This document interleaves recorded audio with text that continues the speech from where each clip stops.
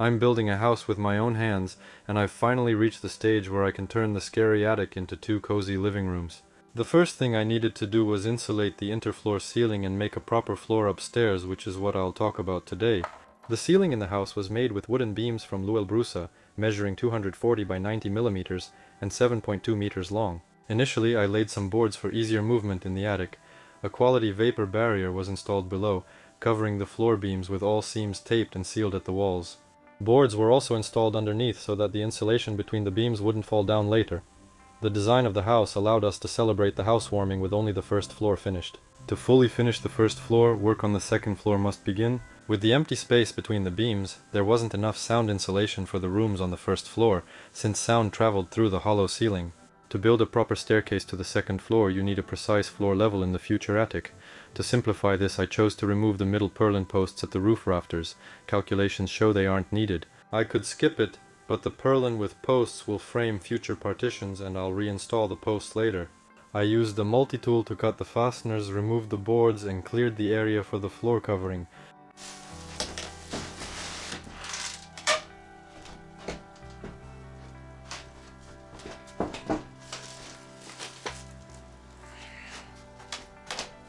To reduce the transmission of impact noise from the floor covering along the beams, I rolled out a sheet of techno-elastocoustic bitumen felt insulation from TECHNONICOL and cut strips as wide as the beam.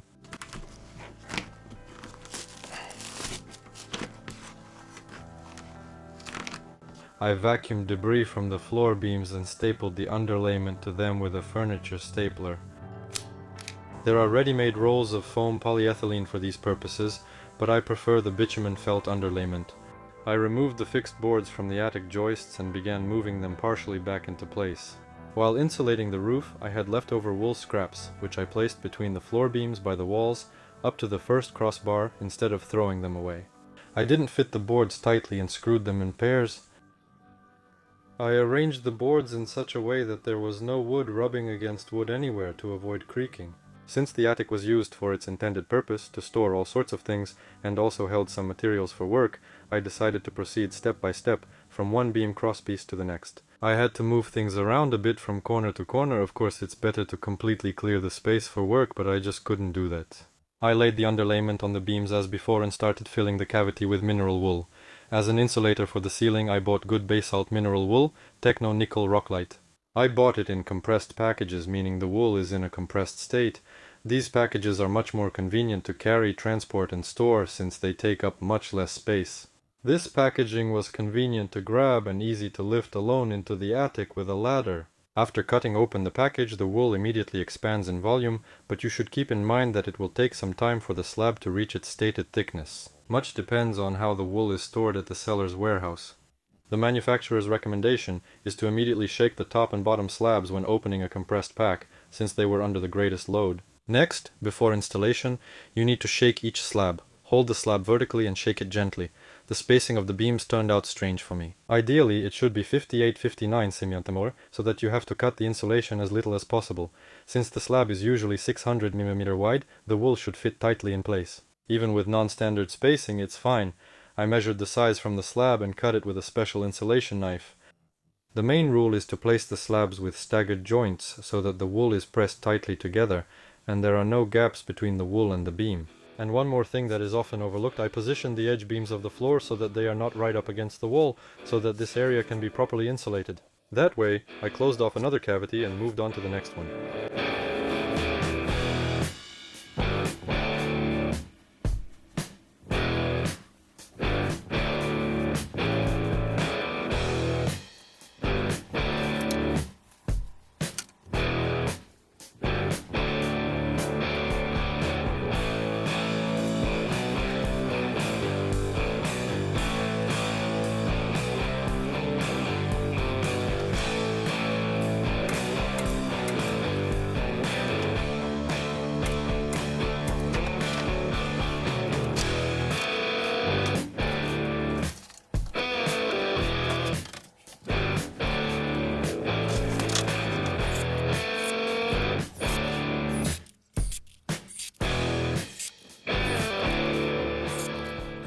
And the difference is already very noticeable when you walk just on the boards and when you walk on the boards with the padding.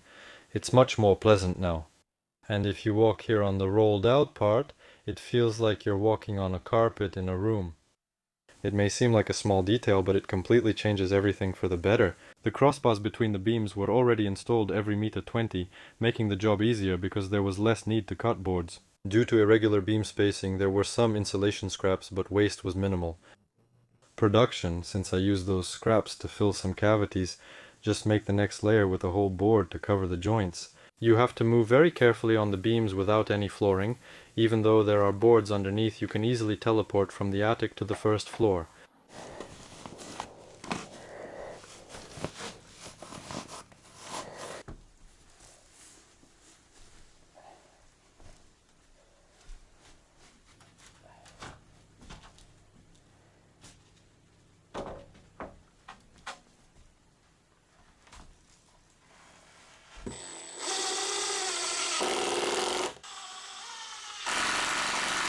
Then the work slowed down a bit because I reached the bathroom.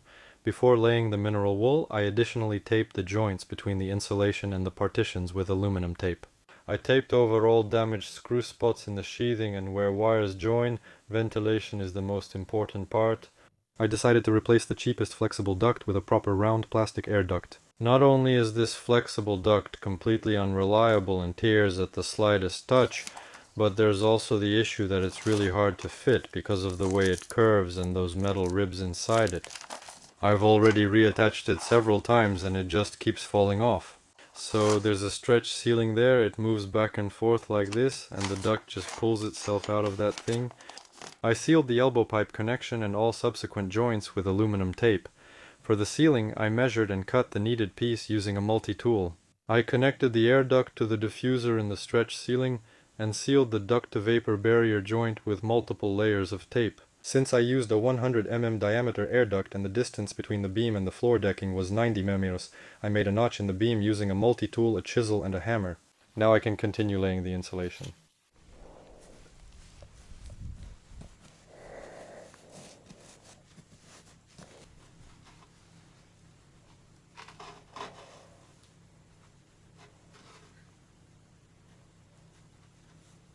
I began cutting it with a level as a ruler instead of a tape measure. It was much faster and more convenient. When I got to the air duct, I marked the hole in the right place on the board. A roll of tape worked perfectly as a template. I covered what I could with a whole board and continued with the air duct. Many thanks to the viewer of the channel who enlightened me that perfect Provent air ducts exist. They are flexible and you don't have to bother with assembly, it's very convenient to install them.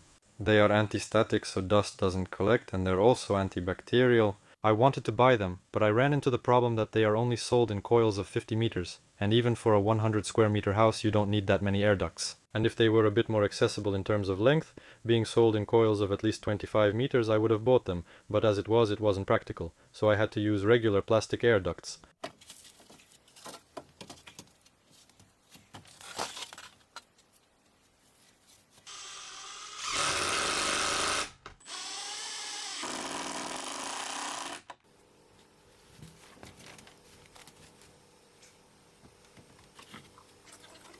And here's a visual demonstration regarding sound insulation. There was the casing of the exhaust fan which I have installed in the intake chamber. It was just a 5 centimeter layer of mineral wool, not properly sealed, just stacked on top of each other with gaps like this. And it was so much better, the sound was barely audible, right on the edge of hearing, and now it's really noisy here. That's how much mineral wool actually improves the sound level. And now my task is to take all this apart so I can finish the proper floor here. To be continued.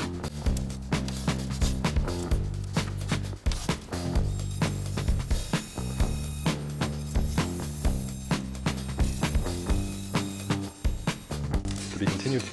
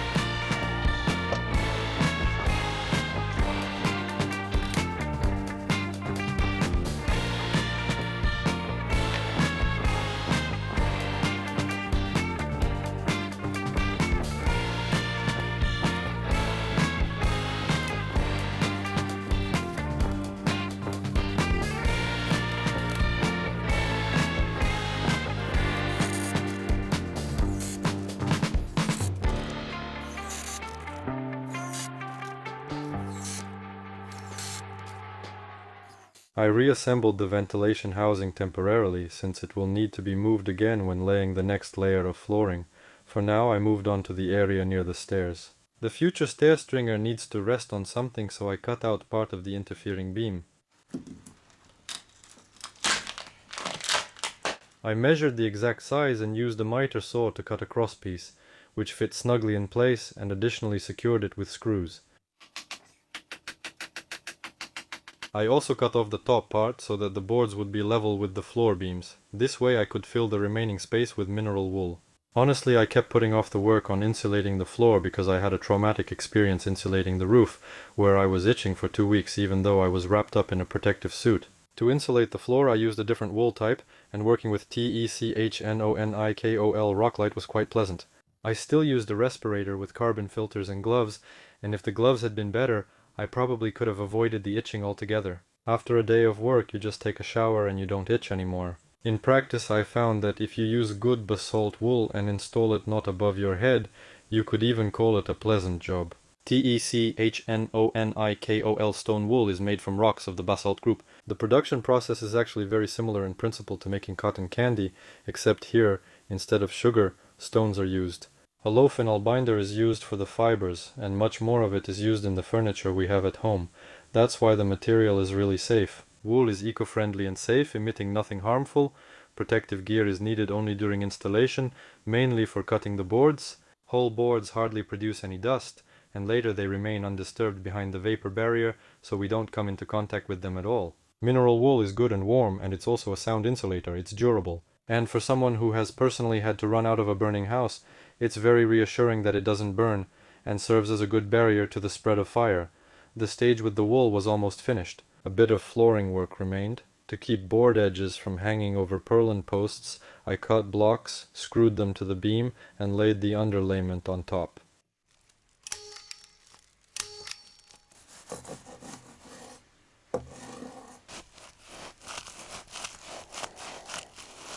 Some of the boards had to be adjusted for size, and the miter saw was a big help with that. At the beginning of the construction, I really missed having a miter saw with a large cutting depth so I could cut through the biggest possible cross sections.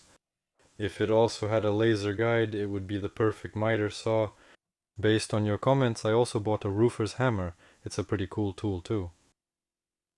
Ideally, the boards should be staggered so that the joints of different boards are in different places, not all on the same beam. I did this as much as possible. I spent a long time choosing the material for the decking. There are options like using oriented strandboard plywood, gypsum fiberboard, and other types of sheet materials. I decided that tongue and groove, moisture-resistant particle boards were the best solution for my situation. They cost about the same as oriented strandboard, making them among the cheapest options, and they also have several advantages I'll discuss later. Now, a few words about the construction timeline. Organizational tasks include buying material and arranging its delivery to the construction site. And the most rational option is to order delivery and unloading. I was already sitting there clicking buttons on my computer so that everything would be delivered to me, and it all turned out to be very easy and simple. Then I saw a gardening association announcement that our roads were closing for drying. For a month, entry is closed for cargo vehicles, and in big letters it says that even gazelle trucks are not allowed. Of course, I could act smart and say, according to such and such clause, such and such article of this federal law, all of this is illegal, and like it's your word against mine, see you in court. There is legality and there is common sense. If everyone acts all smart like that, bringing materials here by truckloads in the spring, there will be nothing left of the roads and everyone will suffer. So instead of acting smart, I had the chance to act like Ford and go to St. Petersburg on business, combining it with a trip to the hardware store to load up materials and bring them here. Of course, I had to remove the seats for that because otherwise the sheets wouldn't fit, and I also had to reduce the size of the sheets and switch to a different format. They come in various sizes, some are wider or longer, but there's also the other side of it. Since I work alone, I wouldn't be able to handle such large sheets by myself, and I simply couldn't carry them up to the attic alone. Yes, working with larger format materials is better, especially for floors since there are fewer seams, but for me it was a perfect compromise. Remember, in gardening partnerships or cottage settlements, you may find that during peak construction season, you can't bring materials to the site. This issue doesn't occur in individual housing construction areas. I bought sheets measuring 600 by 1800 millimeters and 15 millimeters thick. Thanks to this size, I could easily handle them alone and had no trouble moving them from the car to the house and then up to the attic. Of course, the best option would have been to pour a cement screed, and laminated veneer lumber beams can even handle the load. But unfortunately, the ready-made lintels I bought for above the window can't handle the load with the screed, so the only option that worked for me was something prefabricated. Before closing the cavities with mineral wool, I vacuumed everything. Most likely this was unnecessary work that I could have skipped, but I enjoyed working in a clean environment. It's not possible to seal this spot where the wires come out. I'll leave this particular niche vapor permeable from above. I filled the last open space with mineral wool, and now I can move on to laying the next layer of the future floor structure. Ordinary boards aren't the best option for laying sheet material on top, since the thickness difference in some places reached up to a centimeter, and this needed to be fixed. For this purpose I had to buy an electric planer. I removed the ventilation duct once again, connected the electric planer to a construction vacuum cleaner, and used a level to even out the boards. Getting the surface perfectly level is a very labor-intensive job, but for my needs it was enough to reduce the difference between the boards to 2-3 mm. I was reminded how useful a construction vacuum cleaner is for interior finishing. Working without dust made a big difference. In some areas the screws had to be sunk deeper into the board to avoid damaging the blades and allow the planer to work smoothly. If I had to do it again, I would probably skip using boards altogether, and I'll talk about my mistake a bit later. I had to do quite a bit of work. I filled up an entire bag, and then took out a full vacuum cleaner with sawdust 2 more times. I'm trying to switch to cordless tools, but I didn't really need a planer that much during construction, so I decided to buy a corded one. And just 2 hours after unpacking the brand new planer, I did this. Look, as our favorite boss says, if a person is an idiot, it's for a long time. Fortunately, with the help of blue electrical tape, I was able to keep working. While I was taking a break to wrap the tape, I realized there was a wild ringing in my ears.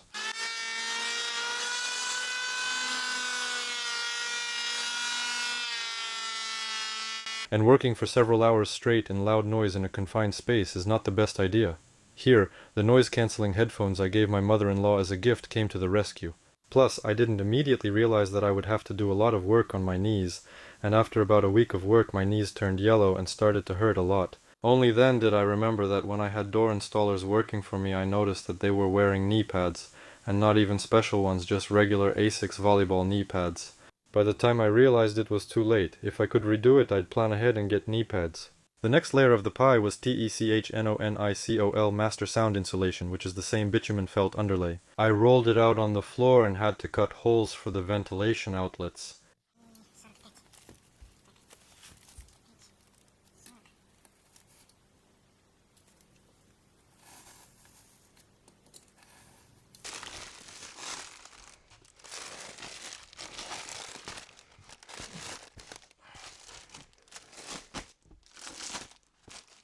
Here, as they say, haste makes waste, because it turned out that I needed to roll it out with the other side up.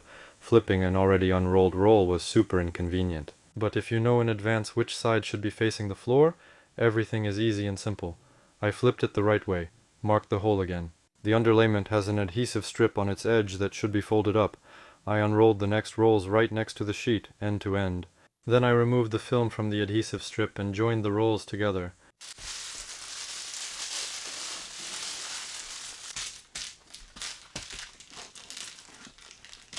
I had a roller left over from my bathtub soundproofing work, and for a more thorough sealing of the seams I went over them with the roller. I laid the underlayment with an allowance up the walls, sealed joints near the ventilation, and taped all previous cuts with aluminum tape. I decided to start laying the chipboard sheets from the most inconvenient corner. I marked the necessary cutouts on the sheet. I drilled a hole and then used a jigsaw to make the opening.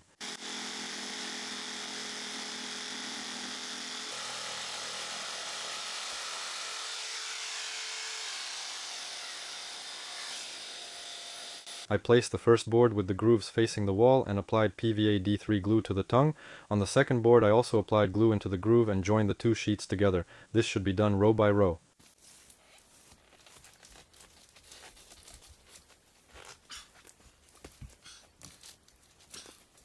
As evening approached and I was in a rush to reinstall the ventilation, I quickly set the remaining sheets side by side along the wall and measured what needed trimming.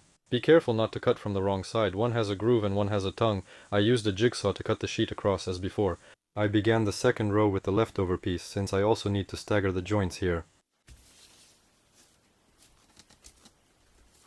I positioned multiple sheets parallel to the wall at once for convenience and accuracy.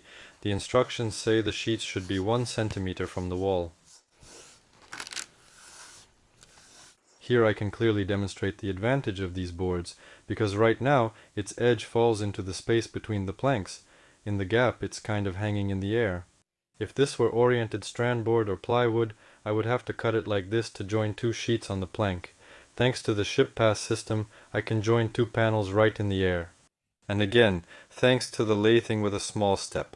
This allows you to work quickly and easily and avoid laying in 2 layers. Because with oriented strand board or plywood you have to lay it in 2 layers with overlapping joints, I really liked the panel format.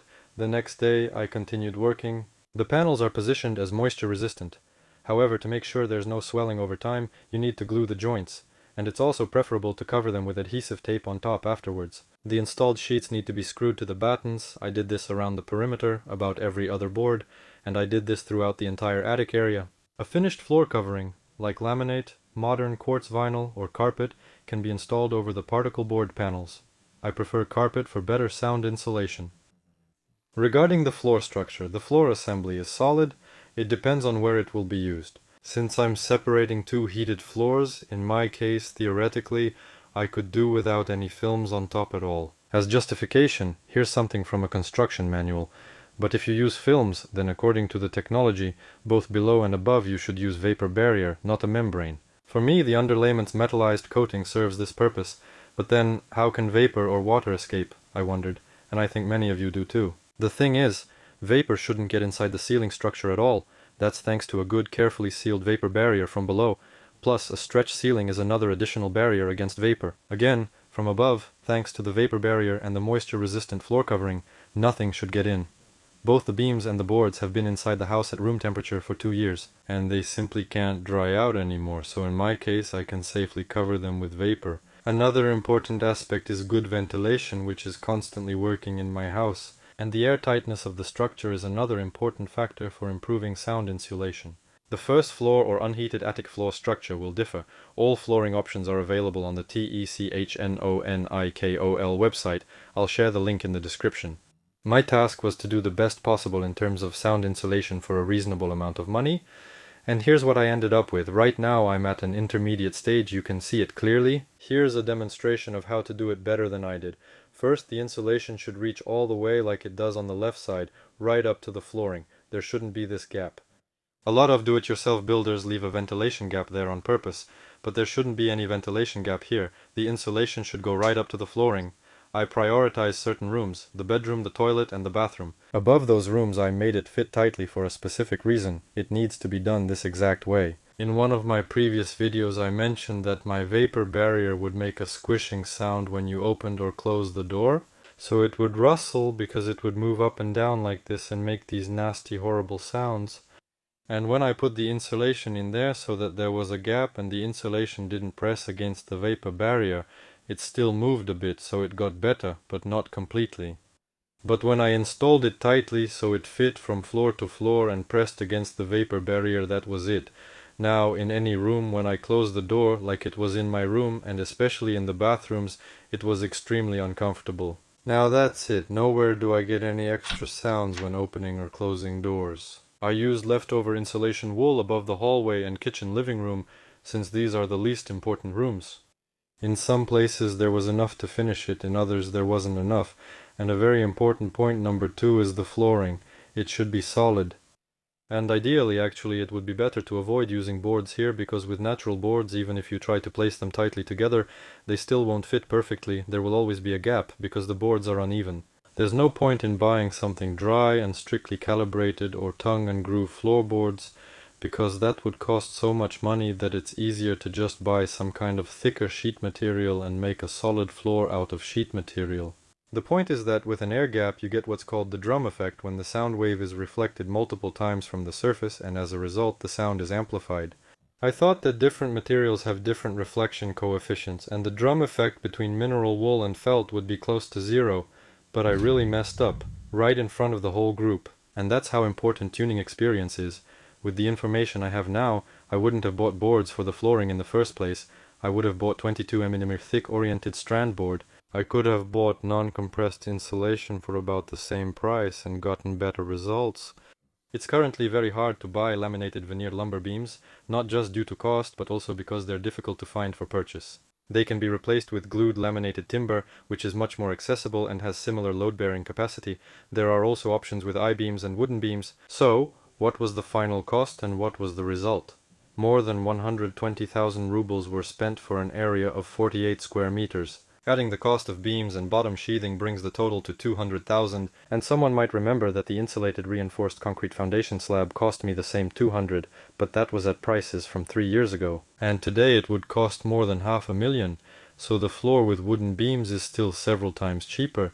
But what about the soundproofing result? Nothing exists in isolation. We understand everything by comparison. And while my house was being built, I rented an apartment in an old Soviet panel building, where the floors were made of hollow core reinforced concrete slabs, through which, let's be honest, you can hear a certain amount of noise from the neighbors upstairs. And actually, my floor ended up being comparable in terms of sound insulation, and even taking into account all the nuances of installing reinforced concrete slabs, the price turned out to be comparable as well. With the help of different people, I tested the floor, and it turned out that different people walk differently. And then he stomps off to work as if he's driving piles into the ground. If we consider some average value, when a person is just walking, you can't hear them. If a person is just talking, you can hear them a little bit through the door. When partitions and doors appear in the attic, and the rooms will all be separated from each other by 2 doors. I'll run the test again, and we'll see if you can hear through the ceiling or if you can still hear through the door. The house has forced ventilation running almost constantly. And in the toilet and bathroom you can hear it working through the air duct. It's not an annoying sound, it's pretty quiet and doesn't interfere in any way. It turned out acceptable. In the kitchen, instead of a range hood that roars like an airplane, I have a duct fan that's been moved to a future utility room. This way I ended up with a quiet exhaust in the kitchen. Previously you could hear it through the empty ceiling. Now I hear it through the open stairwell niche, not through the kitchen ceiling. After I finish enclosing the attic, I'll test it with a sound level meter or similar tool. Before sealing the entire floor with sheet material, I had the opportunity to test it, and I decided not to redo anything. Because I tested this option, where the insulation doesn't reach the flooring, plus there are wide gaps between the boards. And there was an opportunity to make spots where both the insulation reaches and the flooring is tight. I tested these spots, and it turns out that if a person just walks or just talks, you can't hear it in either case. If a person starts stomping like this or starts talking loudly, then you can hear it in both cases. Yes, when the insulation reaches the end and the flooring is solid, the sound becomes less echoey and puts less pressure on your head. It's less irritating, but you can still hear it. That's why I decided not to redo it. It would cost more, take longer, and cause more delivery issues from the Dhaka community. Ultimately, I'm building the house for myself, so I decided that I'm satisfied with it. Soundproofing is actually built on a very simple principle, which can be described in just 2 words: mass and spring. And in my case, I end up with a lot of spring but not much mass. In cases, for example, with a reinforced concrete monolithic floor, through which, let's be honest, if you stomp your foot or speak loudly, I've been in such buildings, you can still hear everything. You can hear everything when someone drags a chair across the floor there.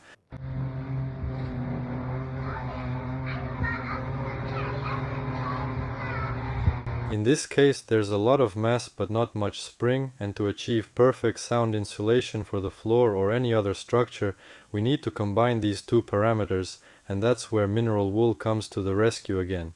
For sound insulation, you can take the floor, put an underlay on it, this metallized one, and put it on top. For example, Technonickel has a special wool called Technofloor, and you can pour screed over it.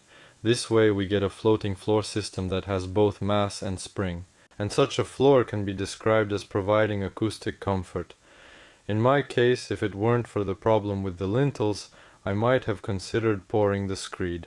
And another advantage of this foil-backed underlay is that you can even use it in an apartment. Because many people think that reinforced concrete is waterproof, and then they're very surprised when they pour the screed in their apartment. Why did they flood their neighbors? And this underlay allows you to make a good screed to use it as a base. Nothing will leak through it to the floor below because it's very convenient, it seals completely airtight.